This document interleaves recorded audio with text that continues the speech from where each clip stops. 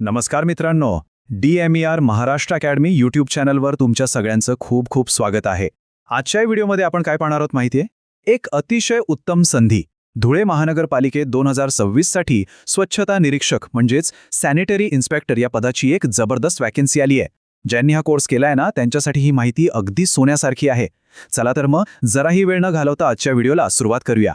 पुढे जाण्यापूर्वी आज आपण नेमके कोणते मुद्दे कव्हर करणार आहोत ते थोडक्यात पाहूया. आपण या पदाचा बेसिक ओव्हरव्ह्यू, शैक्षणिक आणि वयोमर्यादा, प्रत्यक्ष कामाचं स्वरूप, नोकरीच्या महत्त्वाच्या अटी आणि सगळ्यात शेवटी अर्ज कसा करायचा ही संपूर्ण प्रक्रिया टप्प्याटप्प्याने पाहणार आहोत. चला तर मग सुरुवात करूया आपल्या पहिल्या विभागापासून. ही संधी नेमकी काय आहे आणि तिचं महत्त्व काय हे आपण इथे समजून घेऊया. मित्रांनो, 23,485 रुपये हा आकडा पाहिल्यावर नक्कीच उत्साह वाढतो, बरोबर? धुळे महानगरपालिकेत स्वच्छता निरीक्षक पदासाठी ही एकच जागा असली तरी मिळणारे हे मासिक मानधन खूप आकर्षक आहे. आणि हो, लक्षात घ्या, हे पद एका सुपरवायझरचं आहे बरं का. म्हणजे या चांगल्या पगारासोबत तुमच्यावर एक मोठी जबाबदारीही असणार आहे. पगार तर आपण पाहिला, पण यासाठी कोण अप्लाय करू शकतं? यासाठी वळूया आपल्या दुसऱ्या विभागाकडे, शैक्षणिक आणि वयोमर्यादेच्या अटी. लक्षात घ्या, या अटी खूप कडक आहेत. पहिली गोष्ट म्हणजे तुमचं 12वी सायन्स पूर्ण असायलाच हवं. दुसरं आणि सगळ्यात महत्त्वाचं म्हणजे अखिल भारतीय स्थानिक स्वराज्य संस्थेकडून all India institute of local self government तुमचा सॅनिटरी इन्स्पेक्टरचा कोर्स झालेला असणं अगदी सक्तीचं आहे. एवढंच नाही तर ज्यांचं ग्रॅज्युएशन झालंय त्यांना इथे जास्त प्राधान्य मिळेल. आणि जर तुमच्याकडे आधीच्या कामाचा अनुभव असेल तर तो तुमच्यासाठी एक मोठा प्लस पॉइंट ठरणार आहे. वयाबद्दल बोलायचं झालं तर खुल्या प्रवर्गासाठी म्हणजे ओपन कॅटेगरीसाठी जास्तीत जास्त वय 38 वर्षे ठरवून दिले. पण काळजी करू नका, जे उमेदवार आरक्षित प्रवर्गातून येतात त्यांना सरकारी नियमांनुसार वयामध्ये नेहमीप्रमाणे सवलत नक्कीच मिळेल. समजा तुमची निवड झाली तर प्रत्यक्ष काम काय करावं लागेल? आपला तिसरा विभाग याचबद्दल आहे, इन्स्पेक्टरच्या दैनंदिन जबाबदाऱ्या. थोडक्यात सांगायचं तर तुमचं मुख्य काम हे सुपरविजन असेल. सफाई कर्मचारी आणि घंटागाडीचे कर्मचारी व्यवस्थित काम करतायत की नाही हे तुम्हाला पाहावं लागेल.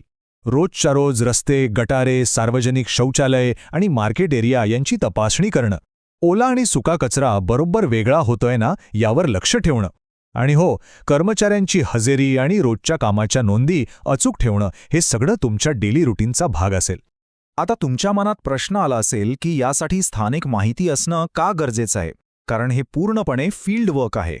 जर तुम्हाला धुळे शहराचे रस्ते, वॉर्ड आणि परिसराची आधीच चांगली माहिती असेल तर सार्वजनिक आरोग्याच्या दृष्टीने कचरा व्यवस्थापन आणि स्वच्छतेवर नियंत्रण ठेवणं तुमच्यासाठी खूप सोपं जाईल. त्यामुळं स्थानिक उमेदवारांसाठी ही खूप मोठी जमेची बाजू आहे. आता थोडं वास्तवाकडे येऊया. चौथ्या विभागात आपण या नोकरीच्या अटी आणि शर्ती पाहणार आहोत, ज्या अतिशय काळजीपूर्वक समजून घेणं महत्त्वाचं आहे. हे अगदी स्पष्टपणे समजून घ्या, ही नोकरी फक्त आणि फक्त 6 महिन्यांच्या कॉन्ट्रॅक्टवर आहे. जाहिरातीत हे अगदी क्लिअर सांगितलंय की भविष्यात कायमस्वरूपी नोकरीसाठी तुम्हाला कोर्टात वगैरे कोणतीही दाद मागता येणार नाही. त्यामुळे हे वास्तव पूर्णपणे स्वीकारूनच आपल्याला पुढे जायचंय. पण यात एक पॉझिटिव्ह गोष्ट सुद्धा आहे.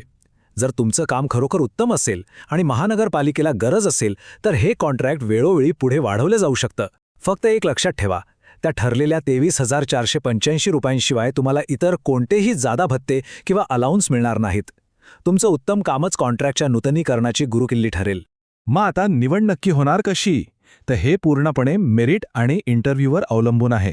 महानगरपालिका एक समिती स्थापन करेल. ही कमिटी तुमचे शैक्षणिक मार्क, तुमचा अनुभव आणि मुलाखतीत मिळालेले मार्क या सगळ्यांची सांगड घालून एक गुणवत्ता यादी बनवेल आणि त्याच आधारे तुमची फायनल निवड अत्यंत पारदर्शक पद्धतीने होईल. आता आपण आलोय आपल्या शेवटच्या आणि अत्यंत महत्त्वाच्या टप्प्यावर, अर्ज प्रक्रिया. अर्ज नेमका कसा करायचा आणि नियम काय आहेत ते आता पाहूया. या तारखा कुठेतरी लिहूनच ठेवा. 12 मे 2026 पासून ऑनलाईन अर्ज सुरू होतील आणि 20 मे 2026 ही अर्ज करण्याची शेवटची आणि अत्यंत काटेकोर तारीख असेल. मित्रांनो, वेळ अगदी कमी आहे, त्यामुळे शेवटच्या दिवसाची अजिबात वाट न पाहता लवकरात लवकर अर्ज पूर्ण करा. अर्जासाठी काय काय लागेल?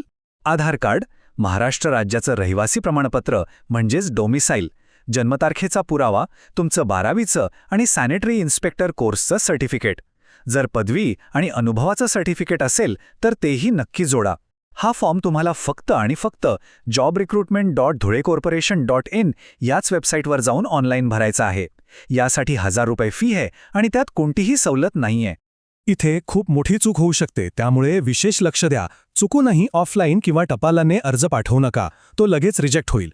आणि हो, ऑनलाईन फॉर्म भरताना काहीही अपूर्ण किंवा चुकीची माहिती दिली तर फॉर्म थेट बाद केला जाईल आणि त्यावर कोणताही विचार होणार नाही.